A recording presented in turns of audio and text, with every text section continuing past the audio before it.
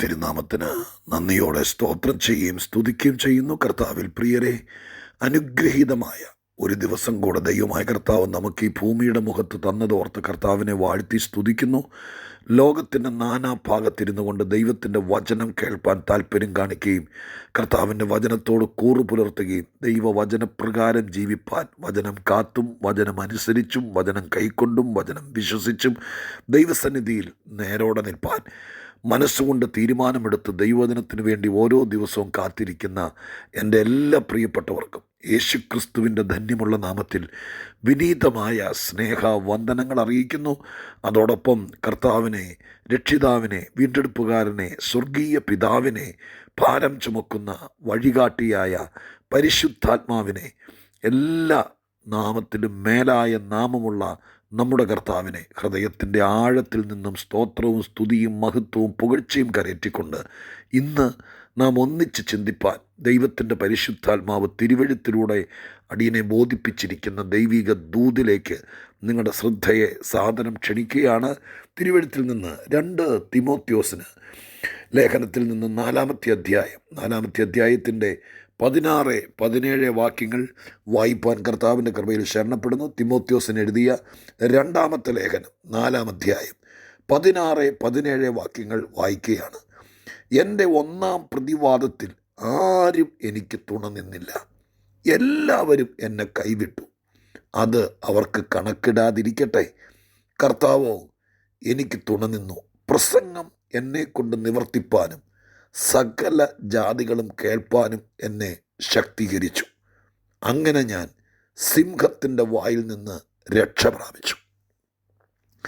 പൗലോസിൻ്റെ ജീവിതാനുഭവങ്ങളെ വേദപുസ്തകത്തിൻ്റെ വിവിധ ഭാഗങ്ങളിൽ, പ്രത്യേകിച്ച് തൻ്റെ ലേഖനങ്ങളിൽ അംശാംശമായി അല്പാൽപമായി ദൈവത്തിൻ്റെ ആത്മപ്രേരണയിൽ താൻ കുറിച്ചു വച്ചിട്ടുണ്ട്.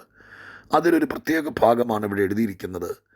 തൻ്റെ ജീവിതത്തിൻ്റെ ഏറ്റവും പ്രധാനപ്പെട്ട ഏതോ വേളയിൽ സിംഹത്തിൻ്റെ വായിൽ അകപ്പെട്ടതുപോലെ ആയിത്തീർന്ന വലിയ പ്രതിസന്ധിയുടെ നടുവിൽ, പ്രതികൂലത്തിൻ്റെ നടുവിൽ, ആ പ്രത്യേക സാഹചര്യത്തിൽ എല്ലാവരും കൈവിട്ട വേളയിൽ, ആരും തുണ നിൽക്കാതിരുന്ന സന്ദർഭത്തിൽ കർത്താവ് തുണ നിന്നതുകൊണ്ട് സംഭവിച്ച 1-2 കാര്യങ്ങളെക്കുറിച്ചാണ് ഇതിനകത്ത് താൻ തൻ്റെ അനുഭവ സാക്ഷ്യമായി ലേഖനത്തിനകത്ത് തിമോത്തിയോസിനെ ഓർപ്പിച്ചുണർത്തുമ്പോൾ പരിശുദ്ധാത്മ പ്രേരിതനായി പരാമർശിക്കപ്പെട്ടിരിക്കുന്നത്. ആ ഭാഗത്തെ അതുപോലെ ചിന്തിക്കാനല്ല, അതിനകത്തെ ചില കാര്യങ്ങൾ മാത്രം നാം ഇന്ന് ശ്രദ്ധിക്കാനും ചിന്തിപ്പാനും ദൈവത്തിൻ്റെ പരിശുദ്ധാത്മാവിൻ്റെ ഹൃദയത്തിനകത്ത് പ്രേരണ തന്നിട്ടുണ്ട്. ആ ഭാഗങ്ങൾ മാത്രം നിങ്ങളുമായിട്ട് ആത്മാവിൽ ഷെയർ ചെയ്യാൻ കർത്താവിൻ്റെ കൃപയിൽ തന്നെ ഞാൻ ശരണപ്പെടുകയാണ്.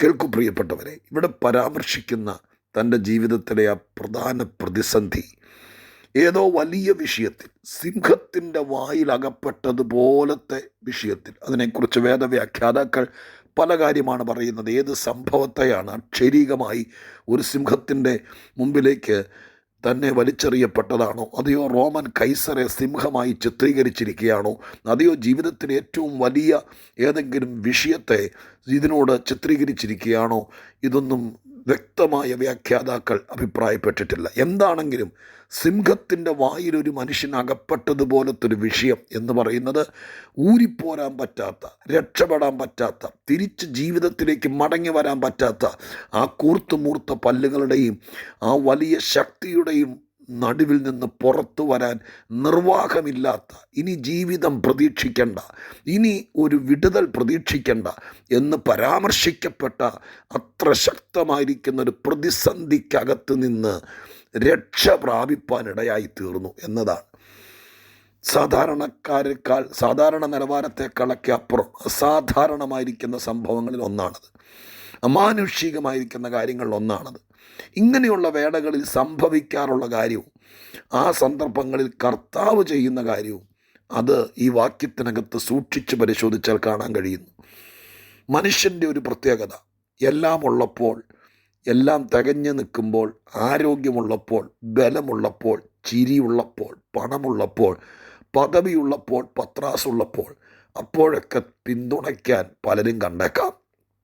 എന്നാൽ ഒരു പ്രതിസന്ധി വരുമ്പോൾ, ഒരു വീഴ്ച വരുമ്പോൾ, ഒരപജയം വരുമ്പോൾ, ഒരു പ്രതികൂലം വരുമ്പോൾ തുണച്ചോണ്ട് നിരുന്നവർ പോലും പിന്തുണ പിൻവലിച്ചേക്കാം. അതാണ് ലോകത്തിൻ്റെ വ്യവസ്ഥിതി. ഇവിടെ പൗലോസിനും അത് സംഭവിച്ചു. മറ്റൊരു കാര്യം ഇവിടെ ചിന്തിക്കേണ്ടത്, ആരെങ്കിലുമൊക്കെ നമ്മുടെ കൂടെ നിൽക്കുന്നതൊരു ശക്തിയാണ്. നമ്മുടെ നാട്ടിൽ 10 പേര് ഒരു വിഷയം വന്നു, അതിൻ്റെ നടുവിൽ 10 പേര് നമ്മുടെ കൂടെ നിൽക്കുകയാണ്. കൂടെ നിൽക്കുക എന്ന് പറഞ്ഞാൽ, നീ പേടിക്കണ്ട, ഞങ്ങളൊക്കെ കൂടെയുണ്ട്, എന്തെങ്കിലും ആവശ്യമുണ്ടെങ്കിൽ വിളിച്ചാൽ മതി എന്നൊക്കെ പറയുന്നതാണ് ഈ തുണയ്ക്കുക, കൂടെ നിൽക്കുക എന്ന് പറയുന്നത്. അങ്ങനെ 10 പേർ ഏതെങ്കിലും ഭാഗത്തുനിന്നുണ്ടെങ്കിൽ അതൊരു ശക്തിയാണ്, മനോബലമാണ്. അവിടെ എഴുതിയിരിക്കുന്ന ഒരു പ്രയോഗമാണ് ശക്തീകരിച്ചു എന്ന പ്രയോഗം. ഒരു പ്രതികൂലത്തിൻ്റെ നടുവിൽ ചിലർ കൂടെ നിൽക്കുന്നത്, ജീവിതത്തിൽ ചിലർ കൂടെ ഉള്ളത് ഒരു ശക്തിയാണ്. ഞാൻ നിങ്ങളെ വേദപുസ്തകത്തിൻ്റെ പശ്ചാത്തലത്തിൽ ഉപദേശിക്കാം. ഒറ്റപ്പെട്ട് ആരോടും മിണ്ടാതെ, ആരുമായിട്ട് സമ്പർക്കമില്ലാതെ, അധികം ആളുകളോട് അടുക്കാതെ, ധാർഷ്ട്യത്തോടെ, ചിലപ്പോൾ ഒരു അപകർഷതാബോധത്തോടെ നമ്മൾ ഒറ്റയ്ക്ക് പിൻവലിഞ്ഞ് നിൽക്കുന്നതൊരു ബലഹീനതയാണ്. അത് ശാക്തീകരണമല്ല, അതൊരു പോരായ്മയാണ്. അതുകൊണ്ടാണ് കർത്താവ് രക്ഷിക്കപ്പെടുന്നവരെ ദിനംപ്രതി സഭയോട് ചേർത്തുകൊണ്ടിരുന്നു എന്നെഴുതാൻ കാരണം. സഭ ഒരു കൂട്ടമാണ്, ഒരു കൂട്ടായ്മയാണ്.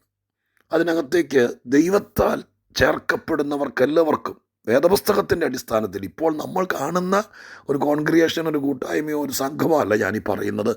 വിശുദ്ധ ബൈബിളിൻ്റെയും കർത്താവിൻ്റെ ഹൃദയത്തിൽ കിടക്കുന്ന ആത്മീക ചിന്തയുടെയും അടിസ്ഥാനത്തിൽ തിരുവെഴുത്തിൽ നിന്ന് ഞാൻ പഠിച്ചത്, ഒരു മനുഷ്യൻ രക്ഷയിലേക്ക് വരുമ്പോൾ അവന് പ്രതികൂലം ഉണ്ടാകും, വീട്ടുകാരൊറ്റപ്പെടുത്തും, പ്രശ്നമുണ്ടാകും, ചിലപ്പോൾ ഈ ലോകം മുഴുവൻ എതിരെയാകും, സാത്താൻ അവൻ്റെ ഏറ്റവും വലിയ ശത്രുവാകും. ആ സമയത്ത് ശക്തി വേണം, പിടിച്ചു നിൽക്കണം, മുന്നോട്ട് പോകണം, തോക്കരുത്, അതിനൊരു ബലം വേണം. അതിന് ദൈവമായ കർത്താവ് ബന്ധുക്കളും സ്വന്തക്കാരും ചാർച്ചക്കാരും മുൻ പരിചയക്കാരും സ്നേഹിതരുമൊക്കെ കൈവിടും, ഇട്ടിട്ട് പോകുമെന്നുള്ള ഏറ്റവും വലിയ തിരിച്ചറിവ് നമ്മളെക്കാൾ കർത്താവിനുണ്ട്.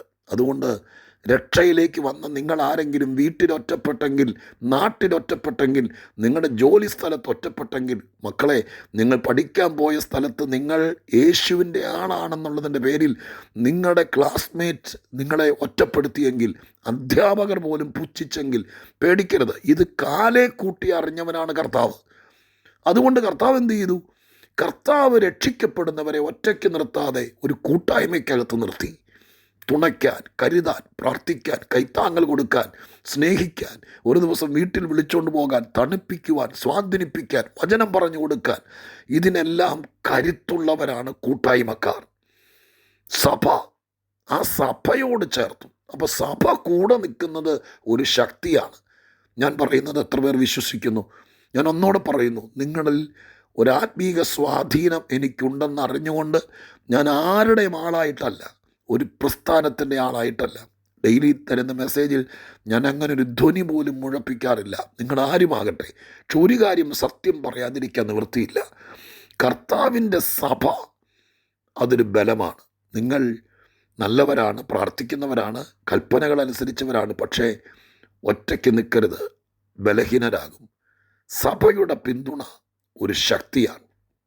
പക്ഷെ പൗലോസ് ഇവിടെ പറയുന്നു, ആരും തുണച്ചില്ല എന്ന് പറഞ്ഞാൽ സഭയില്ല, ബന്ധുക്കളുമില്ല, ചാർച്ചക്കാരുമില്ല, കരുതിയവനുമില്ല, പ്രാർത്ഥിച്ചവനുമില്ല, നന്മ അനുഭവിച്ചവനുമില്ല, ശിഷ്യന്മാരുമില്ല, ആരുമില്ല. ആരും തുണയ്ക്കാതിരുന്നപ്പോൾ കർത്താവ് കൈവിട്ടില്ല, കർത്താവ് തുണച്ചു എന്നാണ് അവിടെ എഴുതിയിരിക്കുന്നത്. ഇതൊക്കെ പറഞ്ഞിട്ടുള്ളതാണ്, അറിയാം. പക്ഷെ അടുത്ത വാചകം, കർത്താവ് എന്നെ തുണച്ചു, പ്രസംഗം എന്നെക്കൊണ്ട് നിവർത്തിപ്പാനും സകല ജാതികളും കേൾപ്പാനും എന്നെ ശക്തീകരിച്ചു. കർത്താവ് തുണയ്ക്കുന്നത് ഒരു ശക്തീകരണമാണ്. ഞാൻ ആദ്യം പറഞ്ഞല്ലോ, ആരെങ്കിലും 2 പേര് നമ്മുടെ കൂടെ ഉണ്ടെങ്കിൽ നമുക്കൊരു ശൗര്യം ഉണ്ടാവും. ആരെങ്കിലും 2 പേര് നമ്മുടെ കൂടെ ഉണ്ടെങ്കിൽ, ഈ പിള്ളേരുടെ കാര്യങ്ങളൊക്കെ അറിയാം, ഗ്യാങ് ആയിട്ട് നടക്കുമ്പോൾ, കോളേജിലൊക്കെ പഠിക്കുമ്പോൾ, എന്നെ കേൾക്കുന്ന കുഞ്ഞുങ്ങളിൽ പലരും കോളേജ് വിദ്യാർത്ഥികളുണ്ട്, ശരിയല്ലേ? കൂട്ടുകാരിൽ 4 പേര് കൂടെ നിന്ന് ഇടപോടോ ആരടാ എന്ന് ചോദിക്കുമ്പോഴത്തേക്ക് ഒരു എനർജി വരികയാണ്. കർത്താവ് നമ്മുടെ കൂടെ നിൽക്കുമ്പോൾ നമുക്കൊരസാധാരണ ശക്തി വരികയാണ്. ആരൊക്കെ തള്ളിയാലും, ആരൊക്കെ നിൻ്റെ ജീവിതം പൂർത്തീകരിക്കാൻ സമ്മതിക്കത്തില്ലെന്ന് വെല്ലുവിളിച്ചാലും, അവിടെ ഒരു വാക്ക് നിങ്ങൾ തുറന്നു വായിക്കുമ്പോൾ കാണാൻ കഴിയും, കർത്താവ് തുണ നിന്നു എന്നല്ല, അതൊരു ശക്തിയായി മാറി. കർത്താവ് ആരുടെ കൂടെ നിൽക്കുന്നു അവൻ ശക്തിമാനാണ്. അടുത്ത പദം കൂടി പറഞ്ഞ് പ്രാർത്ഥിക്കാം. അങ്ങനെ ശക്തീകരിച്ചതുകൊണ്ട് സിംഹത്തിൻ്റെ വായിൽ നിന്ന് രക്ഷ പ്രാപിച്ചു. ഒരേ പടിപടികളായി ചിന്തിക്കണമെന്ന് കർത്താവ് തുണച്ചു. ആ തുണയ്ക്കൽ അഥവാ കർത്താവ് കൂടെ നിൽക്കൽ ഒരു ശക്തിയായി മാറി. ആ ശക്തി വലിയ വിഷയമാകുന്ന സിംഹത്തിൻ്റെ വായിൽ നിന്ന് ഞാൻ രക്ഷപ്പെടാൻ, സിംഹത്തിൻ്റെ വായിൽ നിന്ന് രക്ഷ പ്രാപിച്ചു എന്ന് എഴുതിയിരിക്കുന്നത്. അപ്പം ശക്തീകരിച്ച് രക്ഷിക്കുന്നൊരു ദൈവമുണ്ട് ഈ വേദപുസ്തകത്തിനകത്ത്. വിഷയം എത്ര വലുതാണെങ്കിലും, പ്രശ്നം സിംഹത്തോളം വലിപ്പമുണ്ടെങ്കിലും, വലിയ കാട്ടാനയെപ്പോലെയോ കാട്ടുപോത്തിനെ പോലെയോ തലപൊക്കി പണം വരുത്തി ആടുന്ന സർപ്പവിഷം പോലെയോ ഏത് വിധത്തിലാണ് പ്രശ്നം നിൽക്കുന്നതെങ്കിലും ദൈവം ആ സമയത്ത് ശക്തീകരിച്ച് രക്ഷ തരും. നമ്മളോട് കൂടെ നിന്ന്, നമ്മുടെ പക്ഷം പിടിച്ച്, നമ്മളോട് ചേർന്ന് നിന്ന് നമ്മെ ശക്തീകരിക്കും. എന്നിട്ട് ആ വിഷയത്തിൽ നിന്ന് രക്ഷ പ്രാപിപ്പാൻ ദൈവവസരം തരും. ഞാനിത് പറഞ്ഞു നിർത്തുമ്പോൾ, ഇന്ന് ഈ ദിവസങ്ങളിൽ ഈ സാഹചര്യത്തിൽ ഈ പുതുസംവത്സരത്തിലേക്ക് പ്രവേശിച്ചിട്ട് 10-23 ദിവസങ്ങൾ പിന്നിടുമ്പോൾ, ജനുവരി മാസത്തിൻ്റെ അവസാനത്തെ ദിവസങ്ങളിലേക്ക് വരുമ്പോൾ തരണം ചെയ്യാൻ ഒരുപാട് വിഷയങ്ങളുണ്ട്. പക്ഷേ ശക്തിയില്ല. എങ്ങനെയാണെന്നറിയില്ല. പരീക്ഷയുടെ ദിവസങ്ങൾ അടുത്തു വരികയാണ്. ഉയർന്ന വിദ്യാഭ്യാസത്തിലേക്ക് പോകുന്ന കുഞ്ഞുങ്ങൾ, അവരുടെയൊക്കെ ഏറ്റവും പ്രധാനപ്പെട്ട ദിവസങ്ങൾ വരുന്നുണ്ട് ഈ ദിവസങ്ങളിൽ. നിങ്ങൾക്ക് പരീക്ഷ അഭിമുഖീകരിപ്പാൻ, പ്രശ്നങ്ങളെ അഭിമുഖീകരിപ്പാൻ, ജയം നേടാൻ കഴിവില്ല, ശക്തിയില്ല എന്ന് തോന്നുന്ന ആരെങ്കിലും ഉണ്ടോ? നിങ്ങളുടെ പിള്ളേർക്ക് അങ്ങനെ ഒരു പ്രശ്നം, മമ്മി എന്നെ കൊണ്ട് തോന്നുന്നില്ല, ഞാൻ ജയിക്കും തോന്നുന്നില്ല എന്ന് പറയുന്നൊരു പ്രശ്നമുണ്ടോ? ഉണ്ടെങ്കിൽ ഇത് കളിവാക്കായിട്ടെടുക്കരുത്, ഇതെല്ലാ ദിവസത്തെ പോലെ എടുക്കരുത്. ആ കുഞ്ഞുങ്ങളെ വിളിച്ചിരുത്തി പറയണം. കർത്താവ് തുണയ്ക്കാൻ തുടങ്ങിയാൽ ഒരസാധാരണമായിരിക്കുന്ന മെൻ്റലി പവർ, ഒരു ഭയങ്കരമായിരിക്കുന്ന ഒരാത്മവീര്യം ദൈവം തുണയ്ക്കുന്നവനുണ്ടാകും. ആ ദൈവിക ശക്തി എത്ര വലിയ വിഷയത്തിനകത്ത് നിന്നും രക്ഷിക്കും. ഇത് വേദപുസ്തക എഴുത്തുകാരിൽ അഗ്രഗണ്യനായിരിക്കുന്ന ധന്യനായ പൗലോസ്ലീഹ തൻ്റെ അനുഭവം പറഞ്ഞു വെച്ചത്, ഇത് ബൈബിളിൽ ചേർത്തത്. നമ്മുടെ നന്മയ്ക്കെന്ന് തിരിച്ചറിഞ്ഞുകൊണ്ട് നമുക്ക് ദൈവസന്നിധിയിൽ പുകഴാം, കർത്താവിൽ ആശ്രയിക്കാം. ആരൊക്കെ മാറി നിന്നാലും ദൈവം കൂടെ നിൽക്കുമ്പോൾ ഒരസാധാരണ ബലമാണ് ദൈവമക്കളെ. നിങ്ങൾ വീട്ടിൽ ഒറ്റയ്ക്കാണോ? നിങ്ങൾ പ്രവർത്തിക്കുന്ന ദേശത്ത് ഒറ്റയ്ക്കാണോ? പണം നിങ്ങൾക്കില്ലാതെ ബുദ്ധിമുട്ടുകയാണോ? ബാക്കി എന്തിനേക്കാൾ, പണത്തെ കൂടെ നിർത്തുന്നതിനേക്കാൾ, പണക്കാരനെ കൂടെ നിർത്തുന്നതിനേക്കാൾ, ഇനി നമുക്ക് പണി തരുന്നവനെ കൂടെ നിർത്തുന്നതിനേക്കാൾ കർത്താവിനെ കൂടെ നിർത്തുന്നതാണ് ശക്തി കേട്ടോ. വീട്ടുകാരും നാട്ടുകാരും സ്വന്തക്കാരും കൂട്ടുകാരും എല്ലാം കൂടെ നിൽക്കാൻ വേണ്ടി നമ്മൾ കർത്താവിനെ പിണക്കി മാറ്റി നിർത്തുന്നതിനേക്കാൾ, ദൈവത്തിൻ്റെ വ്യവസ്ഥയിൽ നിന്ന് മാറി യാത്ര ചെയ്യുന്നതിനേക്കാൾ, അവരൊക്കെ മാറിപ്പോയാലും കർത്താവ് കൂടെ നിന്നാൽ നമ്മളൊരു ബലമാണ്, നമ്മളൊരു ശക്തിയാണ്.